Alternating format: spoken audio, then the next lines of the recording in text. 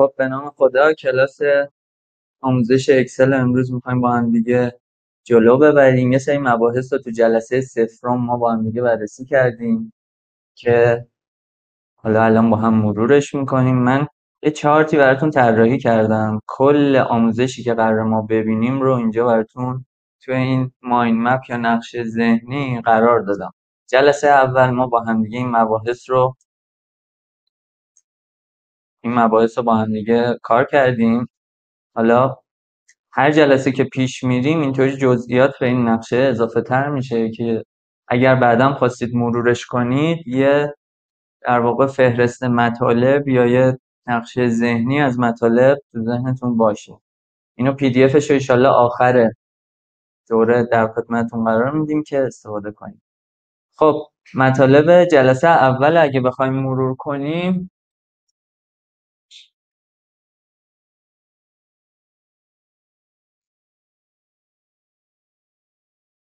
خب اول گفتیم مثلا اکسل چیه. اکسل چیه رو از طریق تعریف کاربردهای اکسل براتون باز کردیم که حالا چه کاربردهایی داره. مثلا تو صنعت ما اگه بخوایم کاربردهای اکسل رو بررسی کنیم، یکی از کاربردهاش برنامه ریزیه. مثلا چجوری؟ مثلا محاسبه تایم لازم برای دریافت سفارش تا زمان تحویل اون سفارش. برای محاسبه این تایم ما میتونیم از نرم افزار اکسل استفاده کنیم. ساخت صفحه‌های پردازش و تولید که آقا چقدر کار ما داریم توی تولیدمون، چقدر زمان میگیره از ما. لیست کامل سفارشات، یه فهرستی از سفارشات داشته باشیم میتونیم تو اکسل این کار رو انجام بدیم. اون لیستی که داریم رو میتونیم بر اساس معیارهای مختلفی سورت کنیم و گزارش بدیم که آقا ما لیست سفارشاتمون مثلا بر اساس تاریخ دریافت سفارش چجوریه. تو اکسل همه این کارا رو ما میتونیم بکنیم. خب این بخش برنامه‌ریزیش بود. بخش دومی که با اکسل ما میتونیم انجام بدیم حفظ داده‌های آماریه. مثلا میانگین مصرف مواد اولیه‌مون چقدره، مثلا میانگین تایم برش هر رول کاغذی که برای سفارشات آماده میشه چقدره، بیشتر ماکسیموم و مینیموم زمان تولید یک سفارشمون در سال چقدر شده. مثلا یه سفارشی داشتیم شاید 1 ماه طول کشیده، شما نمیتونی همه داده‌هاتو بگردی تا پیداش کنی. با اکسل با یه تابع خیلی ساده که ماکسیموم هستش به راحتی میتونی اون داده رو پیدا کنی. سومین کار کردی که اکسل برای ما داره توی صنعت اینه که انبارداری میتونیم بکنیم. با اکسل خیلی راحت میتونیم موجودی مواد اولیه‌مون رو توی اکسل لیستش رو داشته باشیم، مقدارش رو داشته باشیم. اینم که موجودی در واقع مدیریت موجودی محصولات نیمه ساخته، یعنی کارهایی که مثلا توی چاپ انجام شده رفته توی پس از چاپ، باید یک پردازشی روش انجام بشه تا بشه یک محصول تکمیل شده که بتونیم به مشتری ارائهش بدیم. یکی از مهمترین کارهایی که اکسل در واقع انجام میده مسائل مالی هستش، مالی، حسابداری. اینکه صورت‌های مالی رو شما میتونید توی اکسل تهیه کنید. صورت‌های مالی چیا بودن؟ ترازنامه، سود و زیان، صورت وضعیت جریان صورت جریان و وجوه نقد. اینا رو من خیلی سریع دارم توضیح میدم چون جلسه اول خیلی بهشون وقت گذاشتیم. الان دیگه فقط داریم یه در واقع فلش بک میزنیم. یکی دیگه از کارهایی که تو اکسل انجام میدیم اینه که دو تا لیست رو میذاریم کنار همدیگه، مغایرتشون رو میگیریم.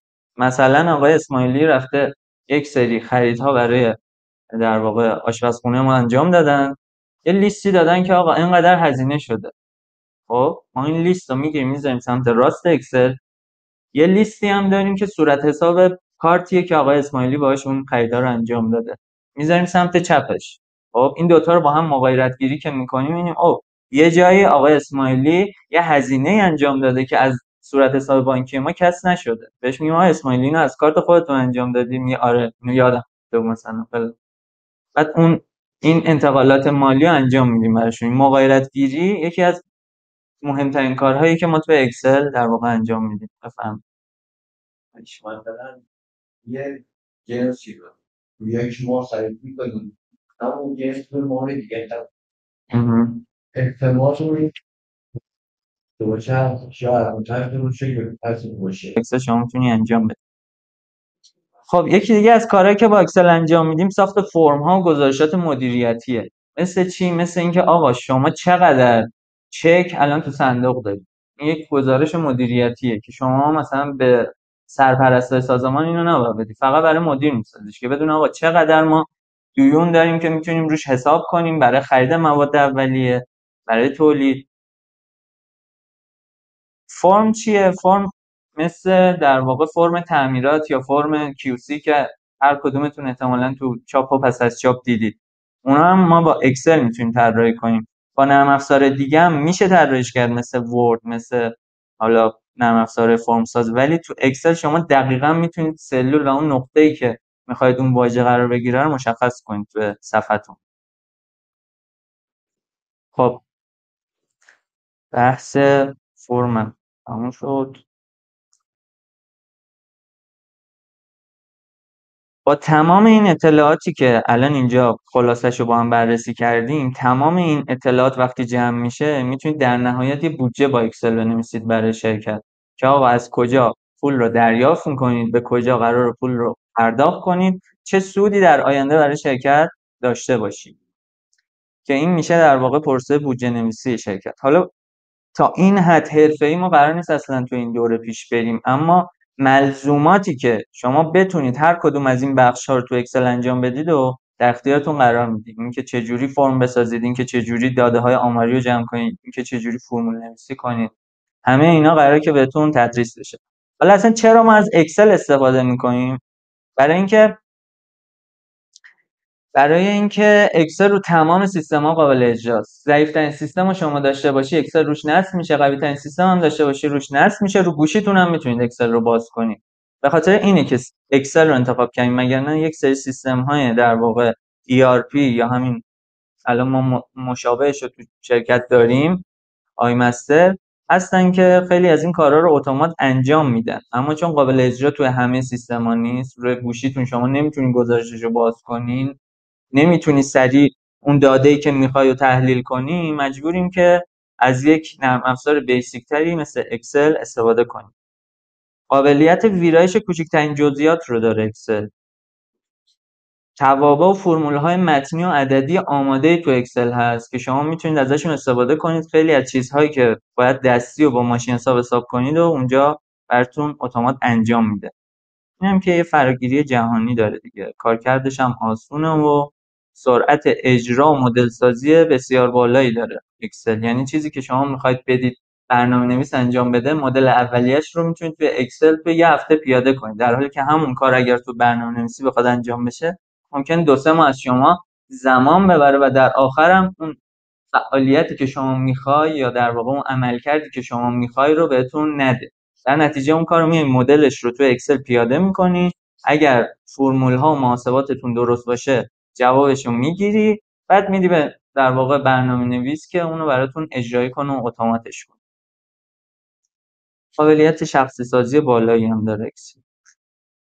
خب شما برای اینکه بتونید با اکسل کار کنید باید بتونید در واقع نرم افزارش رو نصب کنید رو سیستمتون دیگه. حالا این چون یک پروسه وقتگیره، هولوش نیم ساعت وقت میگیره، من کلیپ آموزش نصب اکسل رو جداگانه براتون ضبط کردم، گذاشتم توی کانال آپاراتم.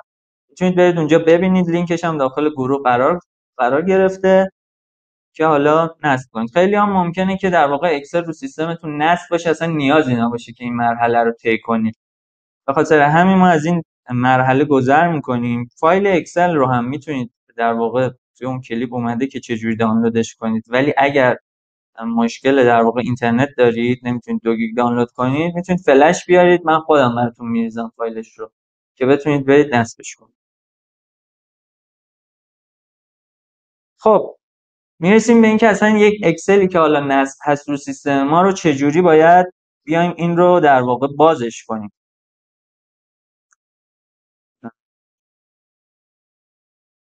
برای اینکه بیایم اکسل رو باز کنیم برای اینکه بتونیم اکسل رو باز کنیم چند تا راه داریم. یکی از راهاش اینه که روی صفحه دسکتاپتون راست کلیک کنید و روی نیو وقتی کلیک میکنید اینجا نرم افزارهایی که در واقع زیر مجموعه آفیس هستن همش نشون داده میشه.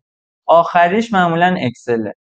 معمولا آخرین نرم افزار آفیس اکسله. شما اگه ورد بخوای باز کنی، ورد اینجاست، اول نرم افزار آفیسه. مایکروسافت پراجکت رو بخوای باز کنی دومیه، پاورپوینت هم اینجا هست. ولی خب اکسل معمولا آخرین نرم افزاره. یکی از راه‌ها پس راست کلیک کردن روی صفحه نمایش و باز کردن در واقع یک اکسل جدیده. یکی دیگه از راه‌هایی که هست اینه که شما تو منو استارتتون، به این پنجره میگیم منو استارت دیگه، یا دکمه استارتی که روی کیبوردتون هست، وارد محیط در واقع دسکتاپ نرم افزارها اپاتون بشید، روی اکسل کلیک کنید. این یک روش دیگه برای باز کردن اکسل. وقتی اکسل رو باز میکنید شما با این محیط روبرو میشید که چند تا تمپل یا در واقع پیشنویس یا نمونه از پیش آماده شده براتون اکسل اینجا گذاشته، ولی اکثرا چون زبان این انگلیسیه به درد شما نمیخوره. باید بیاید این بلنک ورکبوک رو باز کنید که میشه یک در واقع دفتر جدید. خب وقتی وارد محیط اکسل میشید، میخوایم حالا اینجا بخش‌های مختلف این اکسل رو با هم دیگه مرور کنیم. ببینید این بالا یک سری در واقع میانبرهایی برای شما تعبیه شده. اینا میانبرن، یعنی اینها رو همینجا توی سربرگ‌ها میتونید پیدا کنید. این اینجاست، مثلا right to left اینجاست، right to left اینجاست. ولی میتونید این بالا اینجا محیط میانبریه در واقع اکسل، که اگه بخواید اکسل رو کوچیک کنید اینو میزنید بسته میشه. اگه بخواید اکسل کامل ببندید که این ضربدره رو میزنید. اگه بخواید در واقع نیم صفحه‌اش کنید اون دکمه دوم رو میزنید. شما میتونید اینجا اکسل رو، سربرگ اکسل رو کلا کلیک کنید و بیارید این گوشه کاملا نصف صفحتون رو بگیره و نصف صفحه دیگه‌تون یه نرم افزار دیگه باید داشته باشید. دومین چیزی که تو اکسل، دومین در واقع محیطی که اکسل داره، این تب ها هستن. به اینا میگن سربرگ. اینا سربرگای اکسلن. سربرگ فایل ما داریم، سربرگ هوم داریم، سربرگ اینزرت داریم. هر موقع من بهتون گفتم برید توی سربرگ فلان، شما باید بیاید اینجا تو این بخش دنبال اون سربرگ ها بگردید. ما اولین سربرگی که امروز می‌خوایم با هم دیگه بررسی کنیم کامل، سربرگ هوم هستش. خب وقتی سربرگ رو روش کلیک می‌کنید، محتوای اون سربرگ زیر اون سربرگ نمایش داده میشه. اینجا در واقع محتوای سربرگ یا نوار ریبون ما بهش میگیم. عرضم به حضور شما که این پایین اینجا آدرس سلول نوشته میشه. آدرس سلول یعنی چی؟ یعنی مختصات اون سلول. الان سلولی که کلیک شده روی اکسل A1 هست، از تقاطع ستون A با ردیف 1 A1 تشکیل شده. الان من این سلول رو بخوام پیدا کنم میگه M15 اینجا می نویسه. شما اینجا میتونید نام سلول رو هم تغییر بدید. مثلا من میگم سلول M15 رو بنویس علیرضا. الان دیگه سلول M15 رو علیرضا میدونه. اگر تو فرمول ها بنویسم علیرضا رو ضرب در 2 کن، سلول M15 رو ضرب در 2 میکنه. این سیف که کلا ببین این توی این ورکبوک فقط این اتفاق میفته، نه تو کل اکسل شما. یعنی اگه یه فایل اکسل دیگه باز کنی این اتفاق تو اون نیفتاده. M15 همون M15. عرضم به حضور شما که این پایین یه استاتوس بار داریم، ما نوار وضعیت داریم که نشون میده که آقا وضعیت سلولی که شما انتخاب کردی چیه. اگر عدد داشته باشه، جمع اون عدد در واقع میانگین اون عدد و تعداد اون سلول هایی که انتخاب کردید رو میندازه. بذارید من یک فایل حالا محتوادارتری رو باز کنم اینجا. این یه فایل مثال هستش که حالا من آماده کردم که با هم دیگه ببینید. من سلولای راستیش رو عرض میکنم. خب ببینید تو استاتوس بار اگه نگاه کنید این پایین، من وقتی میام این سلول ها رو با هم دیگه کلیک میکنم نگه میدارم، اگه این بخش رو که حالا اونجا زیاد با کیفیت نشون داده نمیشه نگاه کنید، این بخش رو اینجا اومده و یه کانتی گذاشته. کانت یعنی شمارش. شمرده گفته شما 8 تا سلول رو اینجا سلکت کردی، انتخاب کردی. گفته سام یعنی چی؟ یعنی جمع این سلول هایی که میگه انتخاب کردی، جمع محتواهای این سلول ها شده 36. میگه اوریجشون یا میانگینشون 4.5. میانگین این اعداد رو هم به شما نشون میده. تو استاتوس بار یا نوار وضعیت در واقع این آپشن ها رو به شما نشون میده. 3 تا گزینه ما داریم تو استاتوس بار که حالا تو بخش پرینت و خروجی گرفتن از اکسل بهتون آموزش میدم. یه پیج بریک پریویو داره که اینجا شما محیطی که میخواید پرینت بگیرید رو میتونید کاملا سلکت کنید. مثلا الان من اگه اینو پرینت بگیرم، این بخش خالی هم برای من پرینت میگیره. میتونم این بخش آبی رو بیارم محدود کنم که کاملا همین بخشی که من دیتا توش وارد کردم رو برای من اینجا رو پرینت بگیره. این پیج بریک این پایینه، نگاه کنید اینجا تو استاتوس باره. شما کاملا میتونید پرینت اریای خودتون رو اینجا سلکت کنید. من میخوام مثلا آچار بگیرم، یه مقداری نسبت تصویرم باید بزرگتر باشه، این شکلی میکنم. خب برمیگردیم به حالت استاندارد اکسل و یه بخش دیگه ای هم که تو صفحه اکسل باش روبرو میشید، بخش صفحه ها یا شیت هامونه. اینجا ببینید نوشته شیت 1 یا صفحه 1 اکسل ماست. ما میتونیم اینجا با این علامت مثبت یه شیت دیگه ایجاد کنیم. ببینید دیفالت یا پیشورز اکسل وقتی صفحه جدید ایجاد میکنید چپ به راسته، چون زبان بیس اکسل انگلیسیه، چپ به راسته. یعنی ببینید مختصات ما ردیف هامون اومده چپ گذاشته، چیدمان ستون هامون ABCDش از چپ چیده شده. برای اینکه این چیدمان رو تغییر بدید از دکمه رایت تو لفت استفاده میکنیم که توی سربرگ پیج لیاوت وارد میشید و شیت رایت تو لفت رو انتخاب میکنید. الان میبینید که چیدمان از راست به چپ شده برای ما. وقتی چیدمان از راست به چپ بشه، خب طبیعتا کار تو زبان فارسی براتون خیلی راحت تر میشه دیگه، چون تمام فهرستایی که میسازید راست به چپه. من جلسه اول یه گریزی زدم به ساخت در واقع میانبر این کلیک که نخواد شما هی بیاید توی سربرگ دیگری برای اینکه حالا رایت تو لفت کنید. اینو راست کلیک که بکنید روش، ببینید اینجا یه دونه add to quick access toolbar داریم که همین بالا میاد. الان چون این بالا هست، این در واقع آپشنش خاموشه. من اینو از این بالا ریموو میکنم. وقتی رو این کلیک میکنم میبینید add to quick access toolbarش اضافه میشه. اینو که بزنم میبینید به این بالا اضافه میشه. خب توی این در واقع بخش صفحه های ما، شیت 1، شیت 2، شیت 3، اینجا هر چند تا شیتی که بخوایم میتونیم ایجاد کنیم. البته یه محدودیتی اساتید میگن داره این داستان، اونم در واقع کشش پردازنده سیستم شماست. یعنی اگر سیستم شما پردازنده قوی نداشته باشه، حداکثر 10 تا شیت میتونید ایجاد کنید. ولی اگر سیستم قوی داشته باشید محدودیتی ندارید برای ایجاد صفحه. خب حالا صفحاتی که ایجاد شده رو شما میتونید روش راست کلیک کنید و بیاید اسمش رو عوض کنید. مثلا اینو ما میذاریم آموزش. شیت دومم یه جور دیگه ای هم که میشه اسمش رو عوض کرد اینه که رو نامش دوبار کلیک کنید. انتخاب میشه نام و میذاریمش مثلا کامل. راست کلیک که میکنید یه سری دیگه در واقع آپشن ها اینجا هست. یکی دیگه از آپشن هایی که اینجا هست موو اور کپیه. یعنی شما شیتی که دارید روش کار میکنید رو میتونید کپیش رو بگیرید یا اصلا انتقالش بدید کلا به یه فایل اکسلی دیگه. شما احتیاج داری که این دیتایی که اینجا وارد کردی و مثلا موو کنی به یه دونه بوک دیگه. اینجا ما الان بوک هایی که باز داریم، اکسل هایی که باز داریم، یه دونه لرنینگ هست، یه دونه بوک وانه. من میخوام این در واقع شیت من یا صفحه من به اکسل لرنینگ هم منتقل بشه. به خاطر این اینجا بوک و لرنینگ انتخاب کردم. بعد میگه حالا بیاد تو لرنینگ کجاش قرار بگیره، چون خود لرنینگ همین صفحه‌ای که الان بازه این صفحاتو داره توش دیگه. میگه که بیاد کجا قرار بگیره. میگم که مثلا بیاد بعد شیت 3 قرار بگیره. میگه خودش بیاد قرار بگیره یا یه کپی ازش رو بیام قرار بدم. میگم یه کپی ازش بگیر. این بحث کپی گرفتن خیلی مهمه دوستان.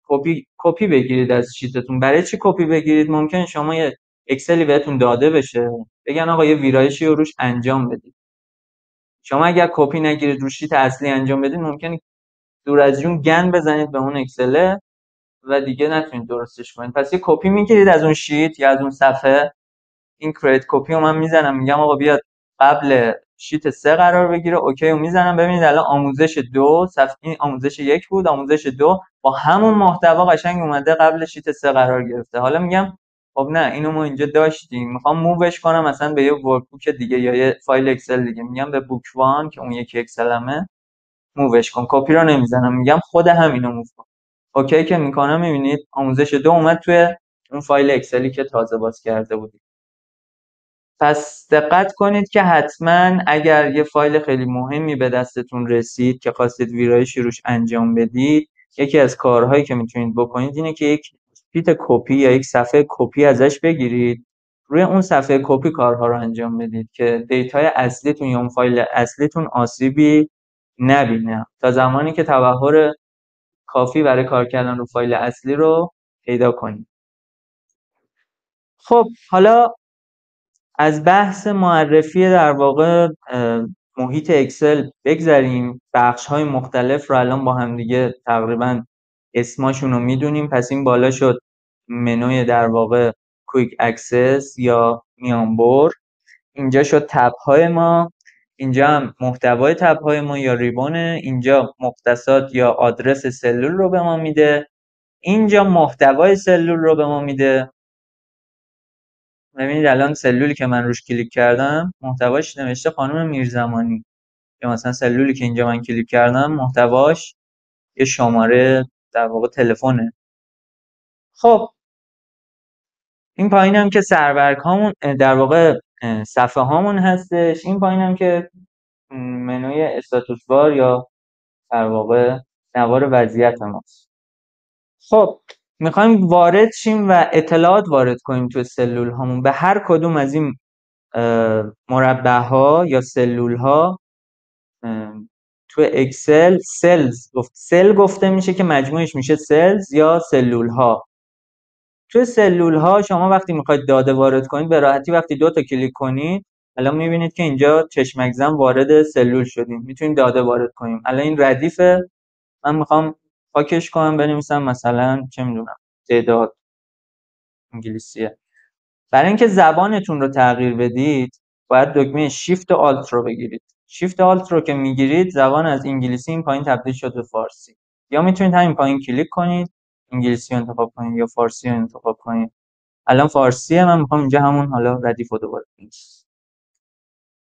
اینتر رو که میزنید میره سلول بعدی و دیتای اون سلول ذخیره میشه. خب حالا سلول ما یه فرمتی داره، یک در واقع استایلی داره برای خودش. ما میخوایم این فرمت ها رو تغییر بدیم. از منوی در واقع از سربرگ هوم وارد بخش فونت میتونیم بشیم، فونتش رو انتخاب کنیم. من فونتش رو میخوام بذارم بی‌نازنین. الان فونت در واقع این نوشته داخل سلول من شد بی‌نازنین. حالا میخوام کل این محیط رو بکنم مثلا بی‌نازنین، کلش رو کلیک میکنم کل سلول هامو و میام از سربرگ هوم توی بخش فونت بی‌نازنین رو انتخاب میکنم. همش الان بی‌نازنینه.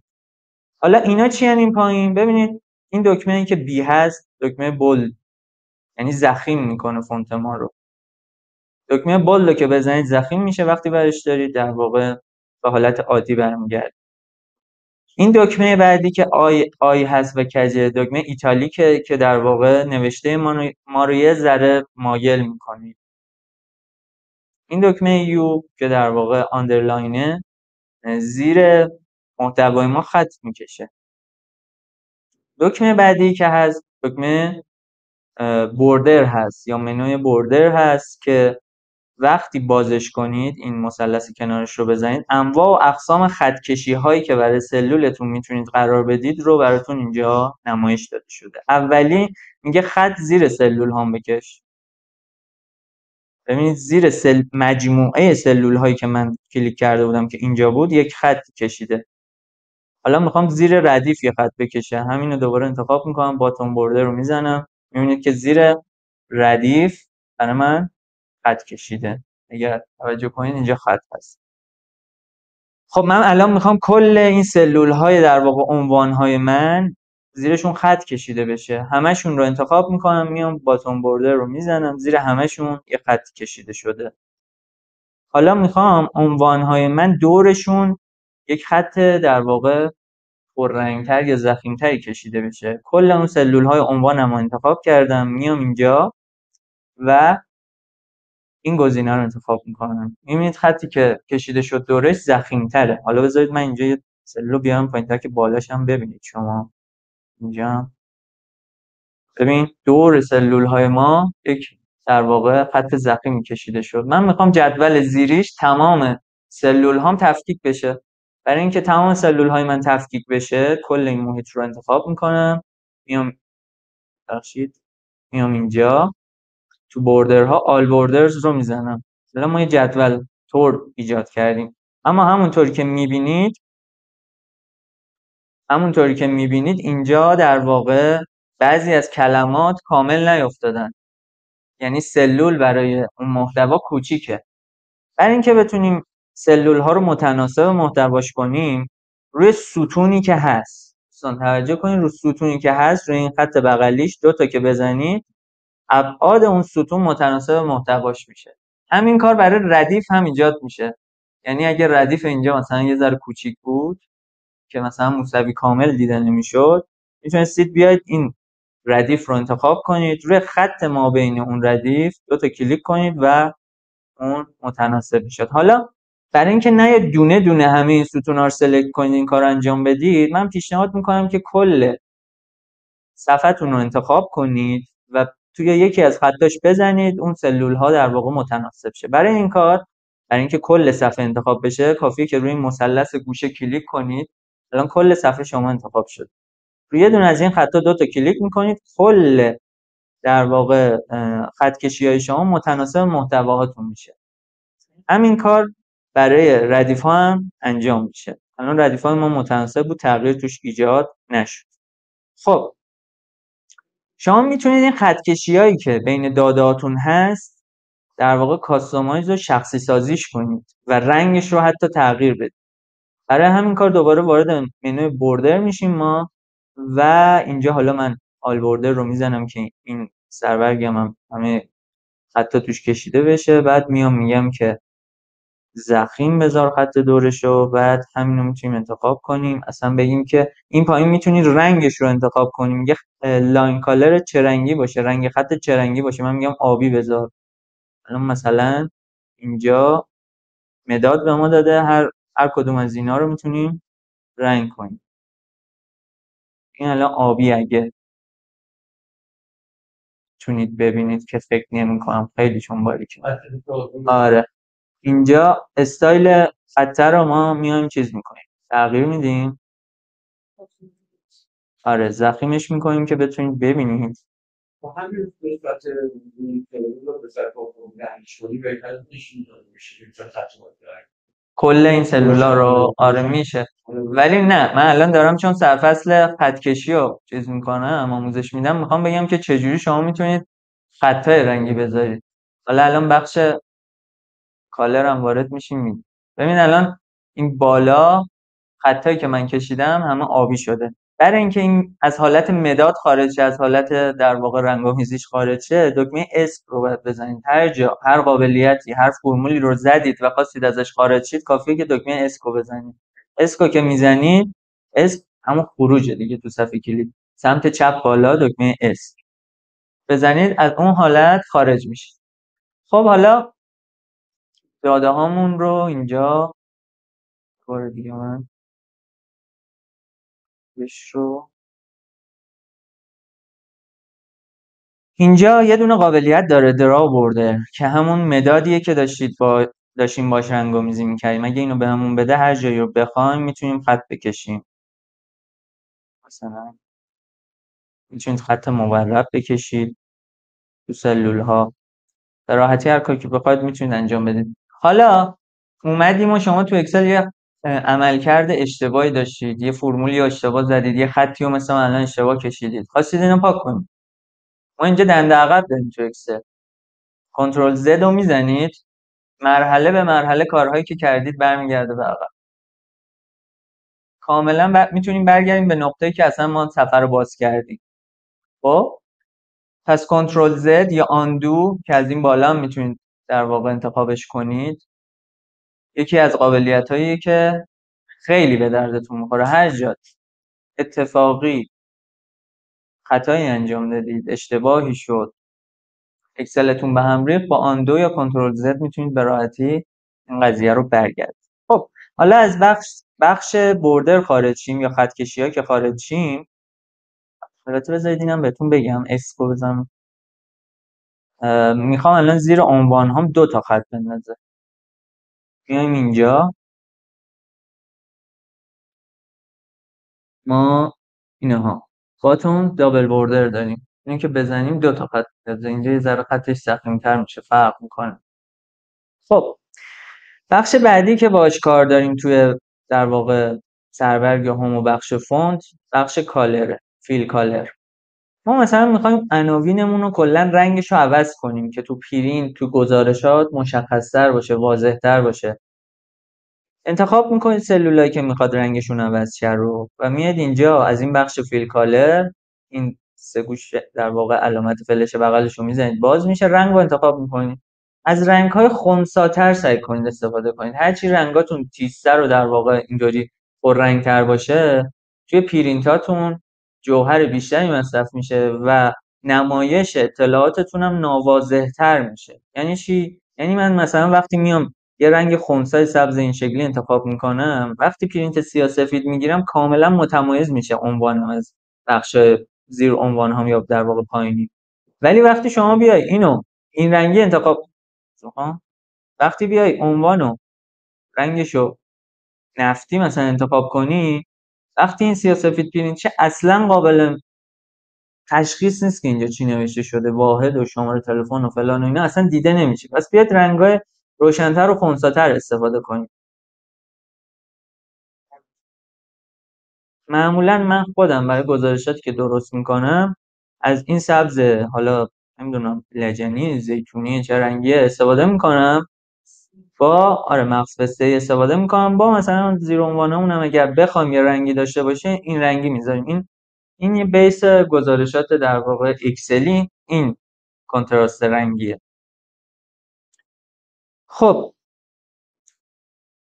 اگر هم خواستید یه سلولی رو رنگشو بردارید، میتونید اینجا ببینید همین مرکز داده هم کلیک کردم، میخوام کلش رو بردارم، یه کنترل A میگیرم، کل داده هایی که در واقع توش محتوا داره انتخاب میشه. میام اینجا از همین فلش کناری نوفیل رو میزنم، رنگش برداشته میشه. این پایین هم میتونیم کلیک کنیم، نوفیل رو بزنیم، رنگش برداشته بشه.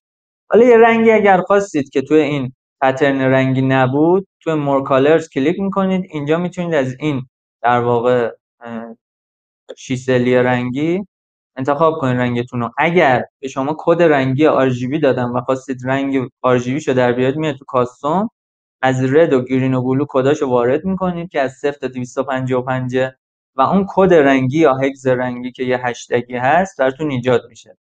معمولا توی مرکب سازی شما ازتون میخوان که آقا رنگ هایی که در واقع لیستش رو دارید، اون کد رنگیشو، رنگ واقعیشو برای من کنارش بنداز که بتونم چشمی تشخیص بدم مثلا این فلان رنگه. برای اون شما میای اینجا RGB شو وارد میکنی یا اون در واقع هگز رنگیشون کد رو اینجا وارد میکنی، خود اکسل میفهمه که اون رنگ مثلا رابین رده یا رفلکس بلوه. اینم از این. خب بخش دیگه ای که حالا توی سرورگ هوم و بخش فونت ما داریم، اندازه محتوای سلولتونه. الان 11.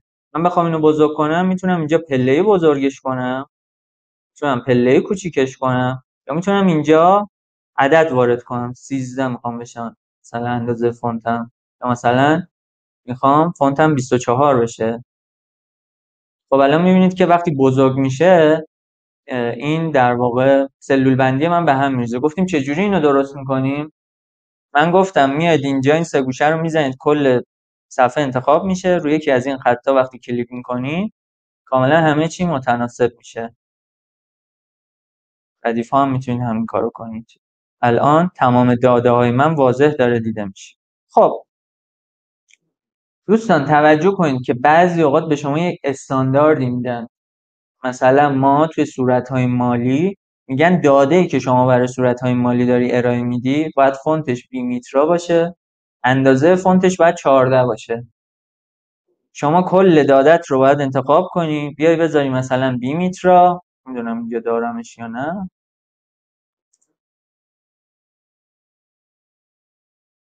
کنم من بیمیترا رو ندارم. حالا مثلا بینازنین اگر نداشتید باید دانلود کنید بذارید اون فونت. حالا آموزش نصب فونت رو من توی همون پست آموزش نصب اکسل گذاشتم. مثلا میذاریم بینازنین فونت 14 و همه چیز رو متناسب میکنیم.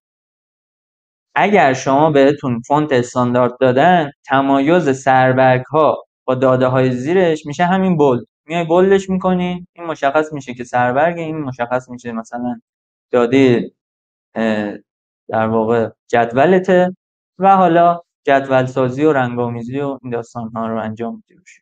خب حالا یه موضوع دیگه ای هم که اینجا داریم رنگ خود نوشته است. الان رنگ همه نوشته های شما مشکیه. مثلا من میخوام خانم جواهری از کلاس اخراج کنم، میام رو اسمش کلیک میکنم، رنگشو قرمز میکنم، رنگ نوشتهشو. اینطوری میشه که متمایز میشه. خب پس رنگ نوشته رو شما میتونید از این ای که زیرش در واقع فونت کالر نوشته انتخاب کنید. حالا اتوماتیکش میکنیم همون مشکی میشه.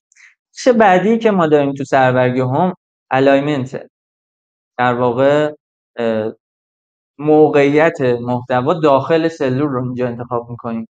مثلا الان شما اگه نگاه کنین موسوی سمت راست سلول نوشته شده. من دوست ندارم اینطوری باشه. استاندارد البته اینه که در واقع نام خانوادگی اسم ها راست چین باشه، ولی حالا مثلا به عنوان مثال من میخوام این وسط چین باشه. توی این بخش سربرگ هوم تو بخش الاینمنت میایم این رو وسط چینش میکنیم. این افقی تنظیم میکنه، بالا پایین بودن نوشته رو تنظیم میکنه. الان اگه من اینجا سلولم بزرگتر باشه میبینید که موسوی در مرکز سلوله. شما میتونید از لحاظ در واقع جابجایی عمودیش اینجا انتخاب کنید که کف سلول قرار بگیره یا سقف سلول قرار بگیره یا وسط سلول، و از این پایینیه میتونید راست چین، وسط چین و چپ چین رو انتخاب کنید. یک مسئله دیگه که ما اینجا داریم بحث در واقع left to right نوشتاریه که برای در واقع فارسی انگلیسیه. میگن فارسی از چپ به راست، انگلیسی از راست به چپ. در واقع پاراگراف ها و این داستان هاست که اگه ما اینو بیایم right to left کنیم،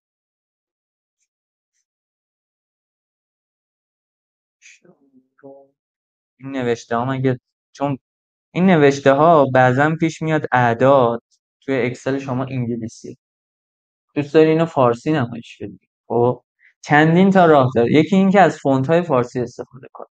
مثل چی؟ مثل بینازنین. حالا اومدیم فونت بینازنین رو نداشتی، آریال بود فونتت، مثلا کالیبری بود فلان بسا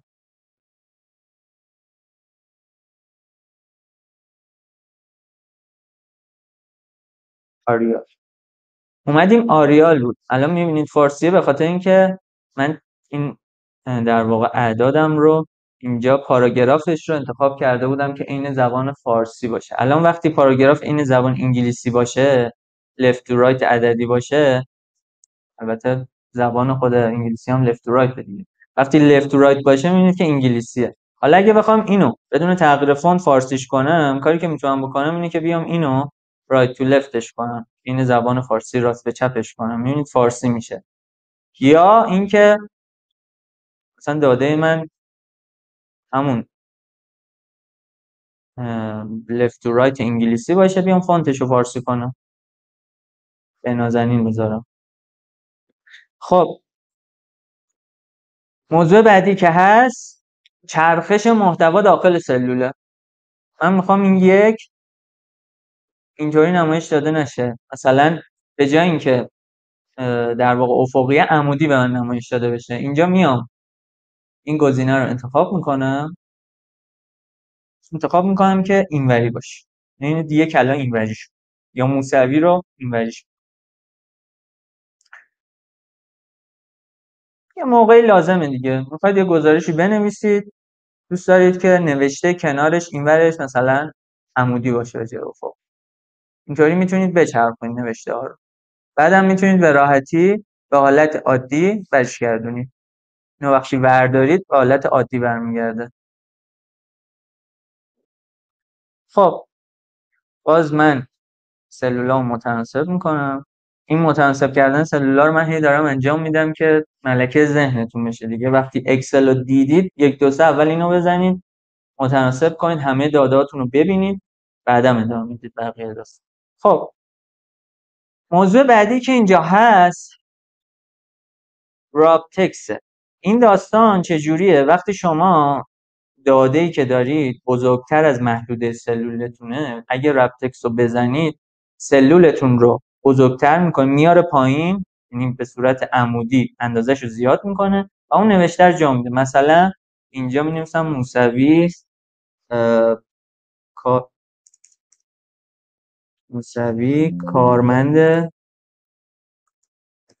کارمند بخش مالی. خب میبینید این الان اینجا کلا برای ابعاد سلول بزرگه. سلام.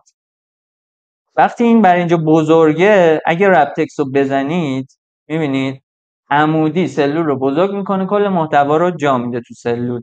ولی وقتی بردارید دوباره اون در واقع سلولتون به هم میریزه و محتواشو نمیبینید. یکی دیگه از کارهایی که میتونستید بکنید اینه که اون ستونتون رو بزرگ کنید.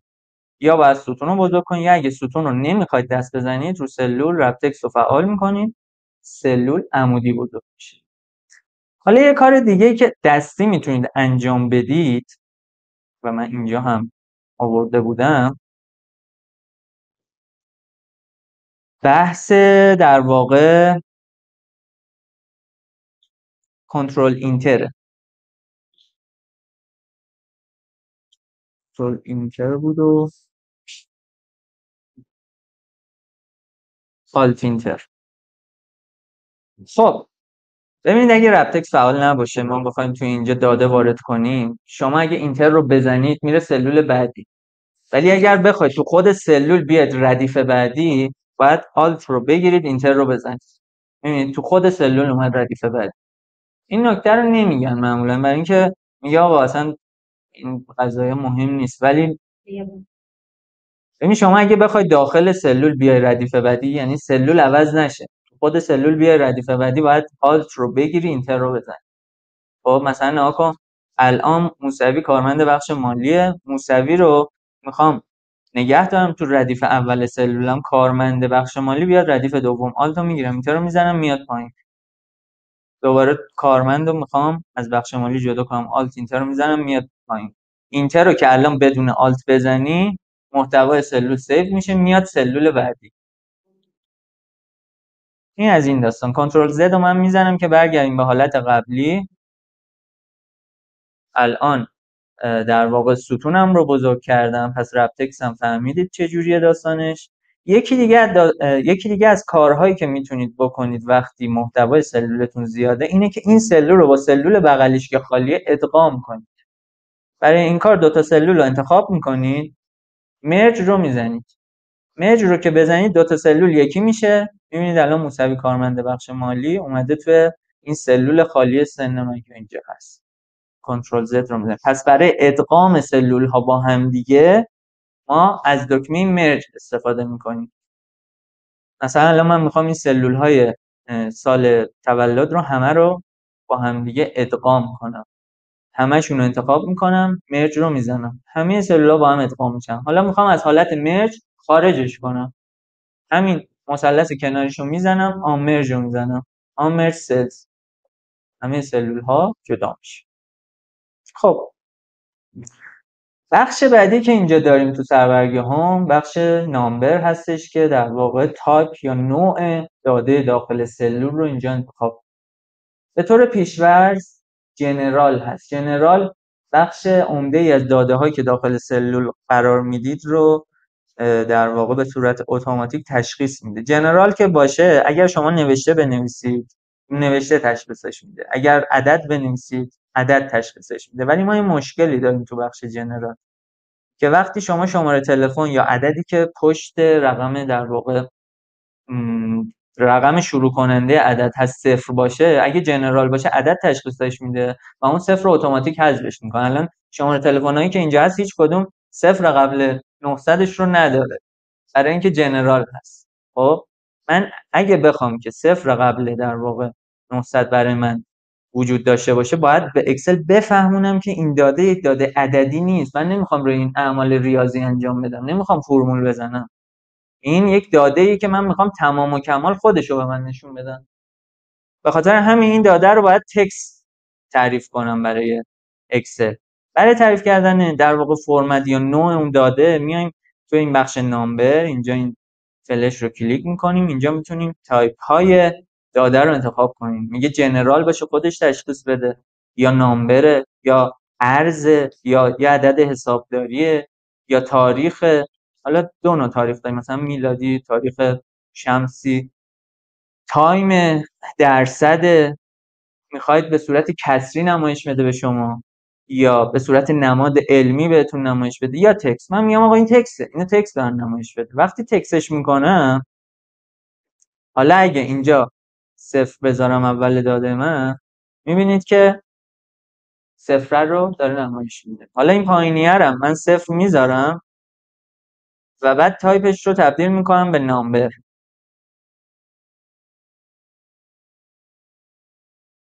وقتی این نامبر باشه یا جنرال باشه، میبینید که بعدش میخواد اعشارش رو نشون بده و قبلش هر صفری داره، چون عدد معنی نداره. صفر قبل عدد توی ریاضیات معنی نداره، حذف میکنتش. پس شما جایی اگر گیر کردید یک عددی رو خواستید نمایش بدید، یک بارکدی رو خواستید نمایش بدید، یک تفصیلی رو خواستید نمایش بدید که قبلش صفر داره، حتما باید تایپ اون سلول هایی که در واقع این داده رو میخواید توش بذارید تکست انتخاب کنید.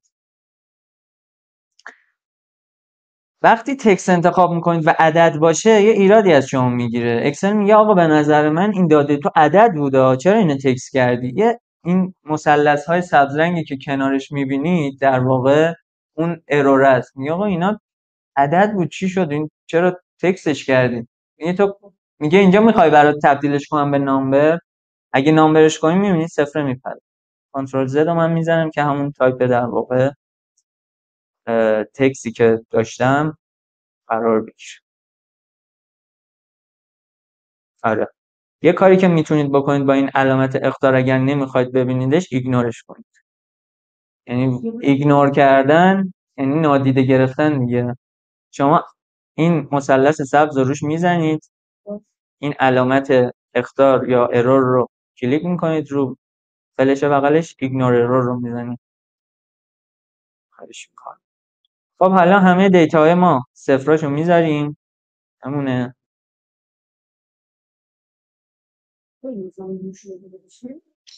این وقتی شما میزنی تبدیل میشه به فرمت جنرال در واقع خود اکسل که انگلیسیه دیگه. بعد که اینتر رو میزنی میشه اون فرمت سلولی که تو گذاشتی.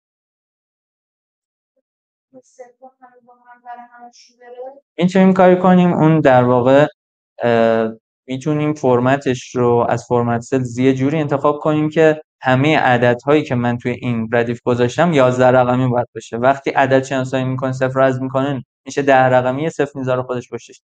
ولی برای من الان جلسه اول یه ذره سنگینه، من بخوام برم تو بحث در واقع فرمت نویسی. خب پس این بخش رو هم با هم دیگه تا حدودی پیش بردیم. من میخوام بهتون برای اینکه جدا کننده سه رقم و اعشارم بگم، اینجا باید یه دونه داده اضافه کنیم. ببین داده اضافه کردن یا ردیف یا ستون اضافه کردن چه شکلیه. میاد شما روی سر ستون کلیک میکنی، بعد یه راست کلیک میکنی، اینزرت رو میزنی. اینزرت رو که بزنی یه دونه ستون ایجاد میشه خالی. تو ردیف هم همین ماجرا رو داریم. میای روی ردیف، روی عدد ردیف کلیک میکنی، راست کلیک میکنی، اینزرت رو میزنی، یه ردیف کامل ایجاد میشه. دقت کن ردیفی که ایجاد میشه یا ستونی که ایجاد میشه فرمتش کاملا مشابه ستون یا ردیف قبلیشه. میبینی الان سبز رنگ شد چون در واقع ردیف قبلیش سبز رنگ. کنترل زد رو میزنم برمیگردم. اینجا من میخوام بذارم مثلا ساعت کار در شرکت، مجموع ساعت کار در شرکت از ابتدایی که حالا بودید. میخوام یه عدد بزرگی بشه که بتونیم اینجا سه رقمش رو جدا کنیم. چه میدونم مثلا اینجا 2000 تا عددا همش فرضیه، هیچ کدوم داستان نیست. 500 تا جواهری، نمیدونم 1000 تا مثلا میرزمانی، 1000 تا خانم سبزی، 1100 تا خانم قیومی، نمیدونم مثلا 600 تا خانم قنبری هم خیلی وقت اینجاست بچه، مثلا 2000 تا. خب حالا من میخوام این دادم سه رقم جدا شه. خب چجوری میکنیم؟ میایم اینجا این ویرگوله رو میبینید، اینو میزنیم سه رقم جدا شد، تازه اعشارش هم داره به من نشون میده، میگه این تا 2 رقم اعشارم صفره. میگم آقا اعشار رو من نمیخوام.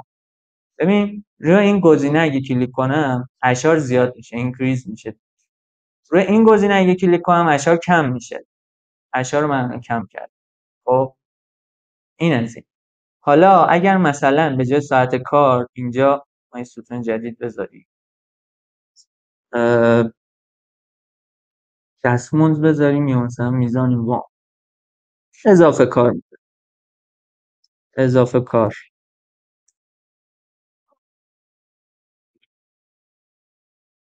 اگر من اینجا مثلا بذارم مبلغ اضافه کار، خب اگر بخوام مبلغ اضافه کار رو بنویسم، مثلا چه میدونم، من که اضافه کار وای نمیست بچه، من 50,000 تومان میگیرم، مثلا 50,000 ریال. خانم انصاری اهل اضافه کار 1,000,000 تومان میگیره. خانم جواهری 2,000,000 تومان، نه 3,000,000 میگیره، این خیلی اضافه کار نیست. خانم میرزمانی هم عین همون باید وایسه دیگه، مجبوره. ببین برای اینکه محتوای سلول بالای اونجا کپی بشه کنترل دی رو میزنیم. کنترل دی، فرمول باشه، عدد باشه، نوشته باشه، کنترل دی رو که بزنی محتوای بالایی تو پایینی کپی میکنه. خانم سبزی 2,000,000 تومان مثلا یا 20,000,000 ریال شد، 200,000 تومان شد. خب قیومی ها اصلا نمیشناسه، 200,000 تومان دید. آره خانم قنبری هم کاراش زیاده، کلا این پای نمیسته شرکت 10,000 تومان میگیره. خب ببین الان اینا رو چی؟ آره بعد الان ببین اینا رو سه رقم جدا کرده، میبینی سه رقم جدا کرده. اگه بخوایم این اتفاق نیفته میتونی نامبر بذاریش و در واقع اشارش رو کم کنی. الان دیگه سه رقم جدا نکرد، ولی این ویرگوله که اینجا هست یا کاما استایل رو که بزنید سه رقم جدا میکنه، 2 رقم اشار هم به شما نشون میده. 2 رقم اشار رو گفتیم با دیکریز دسیمال کم میکنید، میشه این شکلی. به راحتی داده شما داده استانداردی میشه. سال تولد رو میخواستم اینجا بذارم که در واقع بتونیم با تایپ دیتا هم کار کنیم، با تایپ دیت تاریخ. اما حالا چون همه خانومی دعوا میشه آخرش، نظرم این کار نکنیم، مثلا بذاریم سال استخدام این.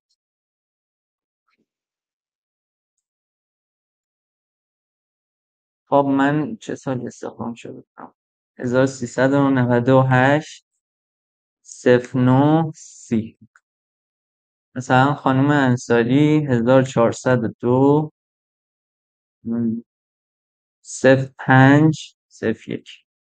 خانم جواهری 1401 نمیدونم 6 8. میخواستم بیشتر بشه ولی 08 چند مثلا 01. خانم میرزمانی 1402 05 01. چه پس من فکر می‌کنم شما قدیمی تری. 1401 06 02. بچه هم میبینید من اسلش میذارم بین تاریخ هم. اگر خط فاصله بذارم، اگر نقطه بذارم اکسل نمیفهمه این تاریخ هستن.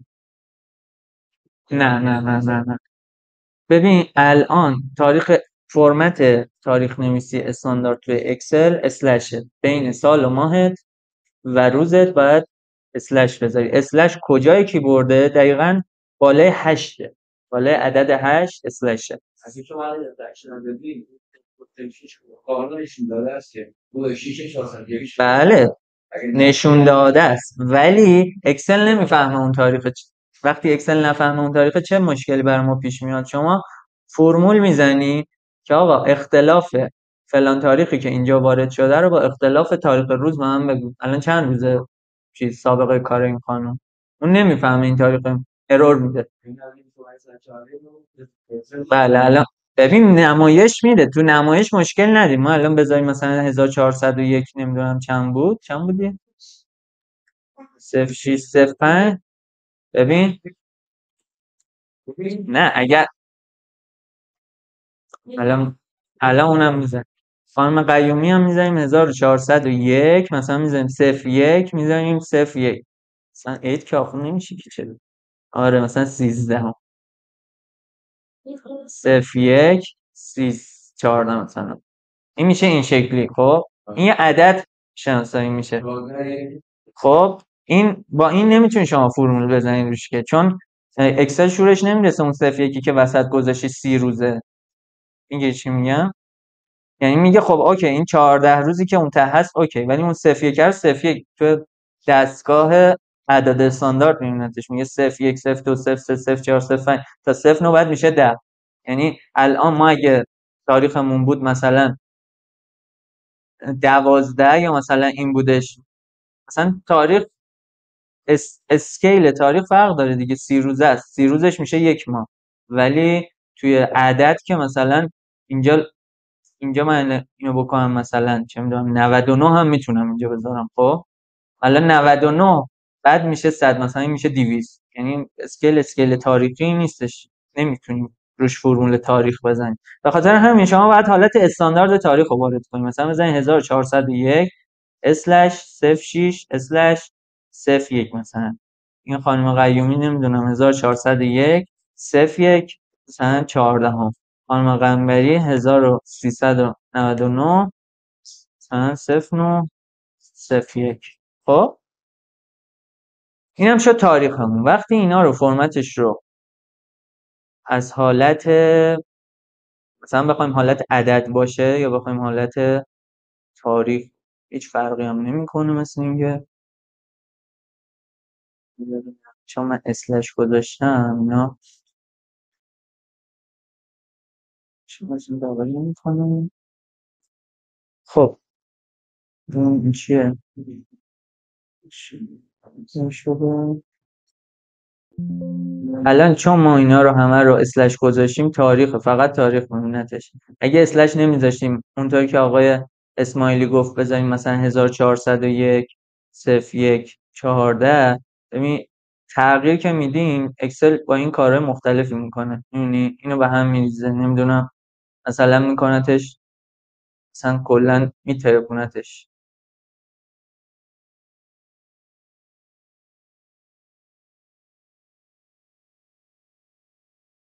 مثلا میبینی. ولی وقتی که شما استاندارد تاریخ رو وارد کنی، هر کاری هم با اون تاریخ بکنی، هر فرمتی بذاری همون تاریخ رو بهت نشون میده. به خاطر اینه که میگم فرمت تاریخ وارد کردن رو حتما اسلش دار بزنید که وقتی فرمت های سفرداری عوض میکنید، چون ممکنه اصلا ما یوهایی بیایم کل صفحمون رو انتخاب کنیم فرمتش رو بذاریم جنرال یا بذاریم نامبر که مثلا سریع بتونیم دیتامون رو عوض کنیم. نگاه کن شما مثلا اینو من میذارم نامبر، بعد یه دونه براش از اینا میذارم، بعد کم میکنم. اگر این فرمت استاندارد تاریخ من نباشه اینا هم تغییر میکنه با بقیه کارهای من. به خاطر همون میبینی الان نقطه هایی که گذاشته جدا کردن سرقم کلا این تاریخ دیگه یه چیز نامفهومی شد رفت کارش. به خاطر اون شما تاریخ رو حتما با اسلش وارد کنید. بعد یه مشکل دیگه ای هم که ما تو اکسل داریم کلا اینه که اصلا تاریخ فارسی رو نمیتونیم فرمول‌های اتومات اکسل روش بزنیم. بعد یه افزونه تاریخ شمسی اضافه کنید به اکسل تا بتونه تاریخ فارسی و در واقع تاریخ شمسی رو محاسبه کنه برام. خب این از داستان تایپ در واقع دیتا. خب این جلسه اولمون بود که حالا من اینو اینجا به پایان میرسونم که حجم فایلمون زیاد نشه. این فایل 1 ساعت شده الان. بعد عرضم به حضور شما دوستان گفتن که چرا وسطچین نیست. ما قبل از اینکه شما بیاد داخل جلسه گفتیم برای اینکه کل سفر رو انتخاب کنیم این مثلث گوشه رو میزنیم، بعد از این بخش الاینمنت میتونیم چیدمان داخل سلول رو در واقع شخصی سازی کنیم. میاریم همه رو وسط، اینا رو میاریم وسط و اوکی میشه. اینها رو که میبینید وسط نیست به خاطر اینکه عددن، یعنی اکسل اینا رو عدد میشناسه. ببینید تاریخ هم که عدد بود وسط نیست. اینم ما الان میایم میکنیمش 1401 06 01 مثلا درست میشه. اینا هم اگه از تایپ عدد درشون بیاریم مثل اینا تکستشون کنیم میان وسط میشین. ولی خب چون میخوام این جدا کننده ها باشه توش، در واقع از حالت عدد خارجش نمیکنم. خب این جلسه رو در واقع این فایل تصویریشو اینجا تموم میکنیم که زیاد سنگین نشه.